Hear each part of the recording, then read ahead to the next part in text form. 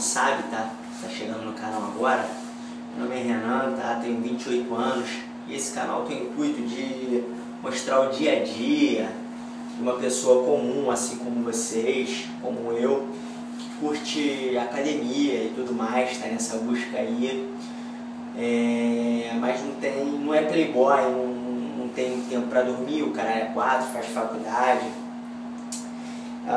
Então, esse vídeo vai ser um pouco mais curto, vai ter uma dinâmica um pouco diferente, não vou mostrar coisas como mostrei no último vídeo, porque semana agora foi semana de prova final na faculdade e estou fazendo o TCC, e isso está sugando todas as minhas energias vitais.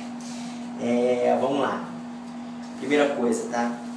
Primeira coisa que eu tive conversando com uma galera aí, uma galera que entende bastante e tudo mais. Tipo aquela coisa da Matrix, que o cara tá com a pílula azul e a pílula vermelha e fala assim: ei, qual você escolhe? Quer saber a verdade ou não quer saber a verdade? Quer continuar nessa sua vida? E eu escolhi a da verdade. E o seguinte, cara, por mais que a gente se foda aí de dietas, suplemente e tudo mais, não rola, brother, não rola. O bagulho é hormonizar, tá entendendo? Essa galera aí, deixa eu sentar um pouco aqui.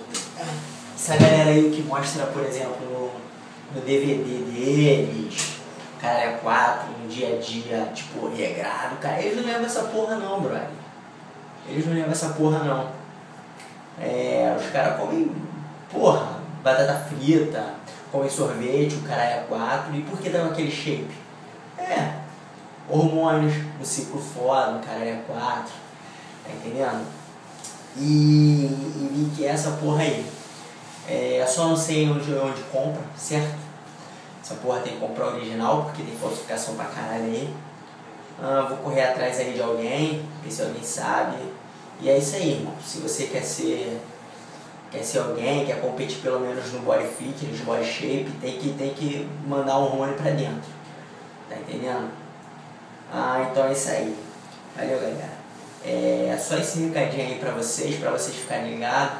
Não fiquem nessa ilusão de, porra, fulano falou que suplemento tal é foda, vou lá e vou tomar, como é que fala? Hipercalórico da Max Titânio. Essa porra, caralho, não é assim, velho, não é assim. Tá entendendo? O bagulho a real é essa, não tem história. Gravei um treininho de ombro aí pra vocês darem uma olhada, valeu? Vou soltar esse treino de ombro aí, vou terminar também o vídeo. Logo após terminar o vídeo, se vocês quiserem se inscrever aqui no canal, se você é novo, tá aqui embaixo o link.